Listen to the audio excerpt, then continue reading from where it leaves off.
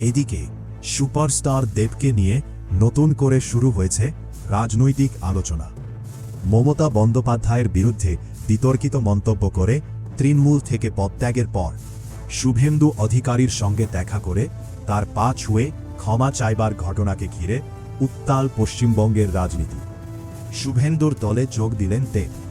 একের পর এক সামনে আসছে তৃণমূলের অভ্যন্তরীণ দ্বন্দ্ব ও গোপন অসন্তোষের নানা চিত্র। শুভেন্দু অধিকারীর কৌশলী মাস্টার প্ল্যানে ধীরে ধীরে চাপে পড়ছে মমতা বন্দ্যোপাধ্যায়ের তৃণমূল রাজনীতি। আজকে তার প্রমাণও দিলাম। আজ অব্দি চুপ ছিলাম, কারণ আমি কাউকে ঘেটে লাভ নেই, কারণ কাউকে না আমি বুঝি যে কারো গায়ে কাদা ছুললে কতটা কষ্টকর, কিন্তু যে সারাদিন কাদা নিয়ে ঘুরছে, সুযোগ পেলে দিয়েছে, আমি আর ভদ্রতা করে লাভ নেই, আমি আজকে দিয়েই দিই। হঠাৎ করে বলে বসেন প্রকাশ্য জনসভায় যে এই গন্ধা ধর্মকে তো আমি মানিই না। কে বানিয়েছে এই গন্ধা ধর্ম? উনি গন্ধা ধর্ম বলতে হিন্দু ধর্মকে বুঝিয়েছিলেন। বিস্তারিত মাহাদি হাসানের রিপোর্টে।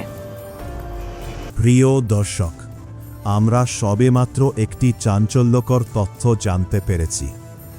রাজনৈতিক বিশ্লেষকদের দাবি, পশ্চিমবঙ্গের ক্ষমতার রাজনীতিতে নিজের অবস্থান আরও শক্ত করতে দীর্ঘদিন ধরেই বিশেষ মাস্টার প্ল্যান নিয়ে এগোচ্ছেন শুভেন্দু অধিকারী।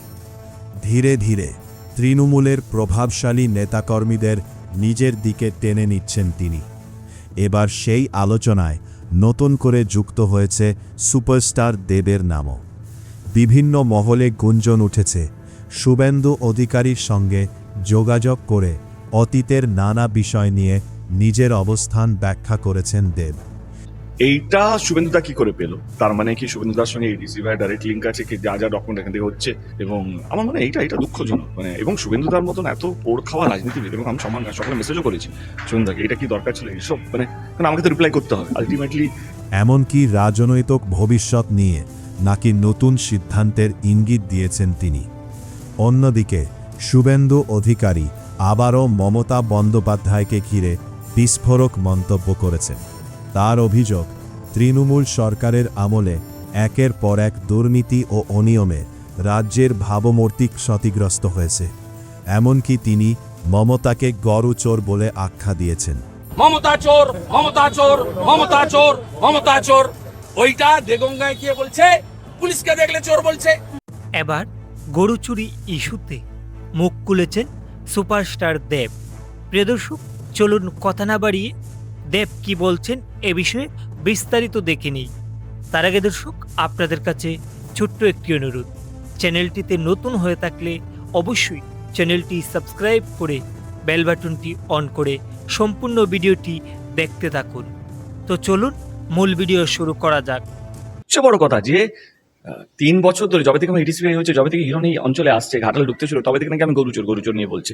আরে সবচেয়ে আগে তো পিন্টু মন্ডলকে ও চেনে, আজকে তার প্রমাণও দিলাম। আজ অব্দি চুপ ছিলাম, কারণ আমি কাউকে ঘেটে লাভ নেই, কারণ কাউকে না আমি বুঝি যে কারো গায়ে কাদা ছুললে কতটা কষ্টকর, কিন্তু যে সারাদিন কাদা নিয়ে ঘুরছে, সুযোগ পেলে দিয়েছে, আমি আর ভদ্রতা করে লাভ নেই, আমি আজকে দিয়েই দিই। তো পিন্টু মন্ডলের সাথে হিরণ আমাদের 2013, এই যে পেপারটা আছে আমার 2013 কাটিংটা, যেহেতু আমি যখন আছে আমার কাছেও সমস্ত ডকুমেন্টস রেডি আছে, তার জন্য আমি এখনো ঘুরছি এবং তাহলে তো উনিও গরুচোর, কারণ উনিও পিন্টু মন্ডলের সঙ্গে কাজ করেছেন, পিন্টু মন্ডলের সঙ্গে টাকা নিয়েছেন, তার উনিও গরুচোর। এবং যিনি গরুচোর আমার আগে উনি কাজ করেছেন, আমার আগে উনি ছিলেন। তো আমার মনে হয় তাহলে তো সবাই গরুচোর। তো অর্ধেক ইন্ডাস্ট্রি, অর্ধেক 90% ইন্ডাস্ট্রি গরুচোর হয়ে যাবে। তো অনেক আর্টিস্ট কাজ করেছে পিন্টু মন্ডলের সাথে, এবং তুমি কি করে বাছাই করবে কে ভদ্রলোক, কে অভদ্রলোক, কে কোথা থেকে টাকা নিয়ে এসছে?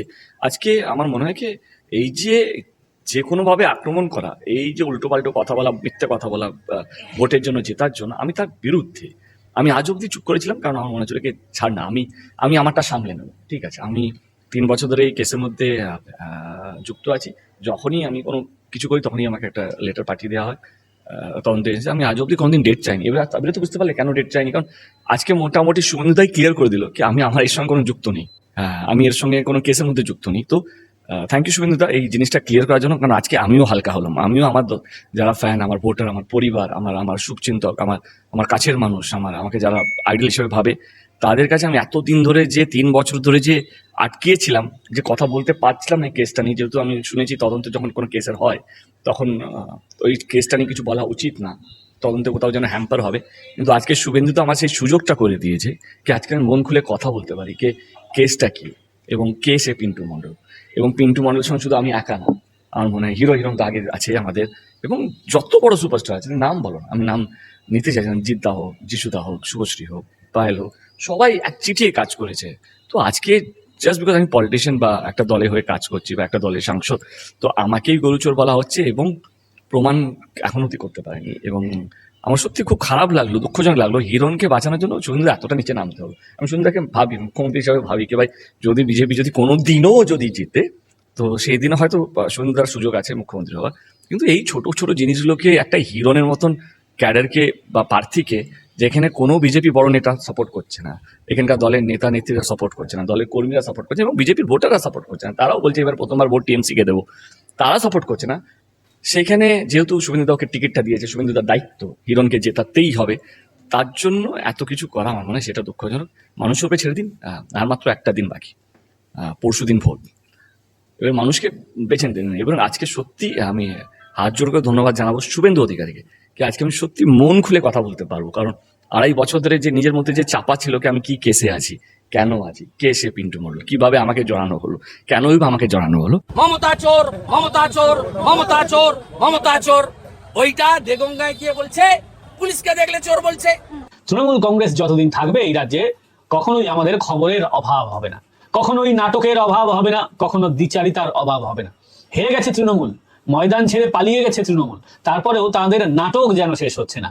কলকাতা পুরসভায় তালা, তৃণমূল কংগ্রেসের অভিযোগ যে কলকাতা পুরসভায় নাকি তালা দিয়ে দেওয়া হচ্ছে, পুরোটাই নাটক। এই কলকাতা পুরসভার বর্তমান যে কমিটি রয়েছে তার মেয়াদ হচ্ছে ডিসেম্বর মাস পর্যন্ত, আর কয়েক মাসের অপেক্ষা, তারপর আবার ভোট হবে, বিজেপি ক্ষমতায় আসবে। কলকাতা পুরসভাতেও আপনি মিলিয়ে নেবেন 2024 থেকেই সেই ইঙ্গিত ছিল। তো তৃণমূল যখন বুঝতে পারছে যে তারা চলে যাবে, পুরসভা থেকেও চলে যাবে, এই মুহূর্তে আপনাদের দায়িত্ব নিয়ে বলছি, আমি পঙ্কজ বিশ্বাস দায়িত্ব নিয়ে বলছি, এই মুহূর্তে যদি কলকাতা পুরসভায় তৃণমূল কংগ্রেসকে বলা হয় যে সংখ্যাগরিষ্ঠতা প্রমাণ করুন, তৃণমূল কংগ্রেস সংখ্যাগরিষ্ঠতা প্রমাণ করতে পারবে না। ববি হাকিমের যে কমিটি রয়েছে কলকাতা পুরসভার, ববি হাকিমের যে দলবল, তারা সংখ্যাগরিষ্ঠতা প্রমাণ করতে পারবে না। মালা, ববি হাকিম সহ 4-5 জন থাকবেন, সবাই বলবে ছেড়ে দে মা, কেঁদে বাঁচি। এমত অবস্থায় যখন তৃণমূল বুঝতে পারছে যে তারা সামনের দিনগুলোতে হারতে চলেছে, তারা এখন থেকেই সেই প্রেক্ষাপট তৈরি করতে শুরু করেছে। কি সেই প্রেক্ষাপট? স্পষ্টভাবে বলছি, সেই প্রেক্ষাপট হচ্ছে বিজেপি এখন থেকেই আমাদের উপরে পলিটিক্যাল পাওয়ার ব্যবহার করছে, বিজেপি এখন থেকেই তাদের ভ্যান্ডেটা করছে, বিজেপি এখন থেকেই তাদেরকে চাপে রাখার চেষ্টা করছে। দেখুন, ঘটনাটা শুরু হয়েছে কলকাতা পুরসভার অধিবেশন ছিল, মাসিক অধিবেশন। প্রত্যেক মাসে কলকাতা পুরসভার তরফ থেকে একবার মান্থলি অধিবেশন ডাকা হয়। এদিনও ডাকা হয়েছিল, অর্থাৎ 22 তারিখ 22 মে অধিবেশন ডাকা হয়। অধিবেশন ডাকার পর হঠাৎ করে তৃণমূলের এই যে চেয়ারপারসন আছে বালা রায়, মেয়র আছেন ববি হাকিম, এরা চিৎকার করতে শুরু করে দেন, গেল গেল গেল গেল গেল, সব গেল সব গেল সব গেল। অধিবেশন কক্ষ বন্ধ ছিল, মালা রায় চেয়ারপারসনের দায়িত্ব হচ্ছে অধিবেশন কক্ষ খোলা। তিনি নাটকটা ফেলেছেন যে অধিবেশন কক্ষ নাকি বন্ধ করে রাখা হয়েছে, বিজেপির নাকি কোন রকম মানে এরকম পেছনের থেকে আর কি নাকি বলে দেওয়া হয়েছিল, বিজেপি বলে দিয়েছিল যে অধিবেশন কক্ষ খোলা যাবে না, এটা তাদের দাবি। পুরোটাই ঢপ। ঘটনাটা হচ্ছে যে নতুন সেক্রেটারি দায়িত্ব নিয়েছেন কলকাতা পুরসভায়, কিন্তু নতুন সেক্রেটারি দায়িত্ব নিয়েছেন ঠিক আছে, এখনো তিনি কাজ বুঝে উঠতে পারেননি। তাই নতুন সেক্রেটারি জানিয়ে দিয়েছেন যে তিনি এখনো যেহেতু দায়িত্ব নেননি, তাই চাবি তিনি দিতে পারবেন না। তো মোট বোঝা গেল যে নতুন যে সেক্রেটারি দায়িত্ব নিয়েছেন তাকে ঘিরে জটিলতা। তাকে অ্যাপয়েন্ট করা হয়েছে ঠিকই, কিন্তু এখনো তিনি দায়িত্ব বুঝে পাননি, তাই তিনি কাজ শুরু করতে চান। এটা নিয়ে তৃণমূল কংগ্রেস বলা বলি শুরু করে দিয়েছে যে তাদের অধিবেশন করতে বাধা দিয়েছে বিজেপি। বুঝতে পেরেছেন ব্যাপারটা? এখন কাঁদুনি গাইছে। এবার তারা এক নতুন নাটক ফাঁদলেন। আপনারা যে ছবিটা দেখতে পাচ্ছেন, এই ছবিটা হচ্ছে যে তারা কাউন্সিলর যে ক্লাব রুম রয়েছে, সেই কাউন্সিলার্স ক্লাব রুমে তারা এরপর অধিবেশন ডাকলেন। সেখানে মাইক নেই। এবার এদের তো এতদিন এরকম hello testing mic, hello hello hello, মাইকে কথা বলার অভ্যাস। এবার মাইকে তারা কথা বলতে পারছেন না, খালি গলায় যে যার মতন বক্তব্য রেখেছেন, অনেকে বক্তব্য রেখেছেন। এবার ডেপুটি মেয়র অতীন ঘোষ, তিনিও মাইক ছাড়া বক্তব্য রেখেছেন। আর আপনারা রোজ যাকে টিভিতে দেখেন তৃণমূলের কাউন্সিলর অরূপ চক্রবর্তী, তিনিও এদিন ক্ষোভ উগড়ে দিয়েছেন। তাকেও বক্তব্য যখন রাখতে বলা হয়েছিল, তখন পুরসভার সামনে দাঁড়িয়ে তিনি বলেছেন, হতে পারে বিজেপি ক্ষমতায় এসেছে, কিন্তু পুরসভা এখনো বৈধ, ডিসেম্বর মাস অব্দি বৈধতা রয়েছে, মানে ভ্যালিডিটি, তারপর এক্সপায়ারি হয়ে যাবে। পুরসভার অধিবেশনে সাধারণ মানুষের পরিষেবা নিয়ে কাজ হয়, আলোচনা হয়, তা বন্ধ করার চেষ্টা করা হচ্ছে, এমনটা আগে কখনো হয়নি। মালারায় কি বলেছেন? মালারায় বলেছেন, কার নির্দেশে অধিবেশন কক্ষ বন্ধ রাখা হলো, আমাদের কেন অধিবেশন করতে দেওয়া হলো না চিঠি দিয়ে জানতে চেয়েছি। কোনো উত্তর পাইনি। সরকারে যে কেউ আসতে পারে, কিন্তু এটা নির্বাচিত পুরো বোর্ড। অধিবেশন কক্ষ বন্ধ করে এমন ঘটনা আগে কখনো দেখিনি, এটা ইতিহাস হয়ে রইল।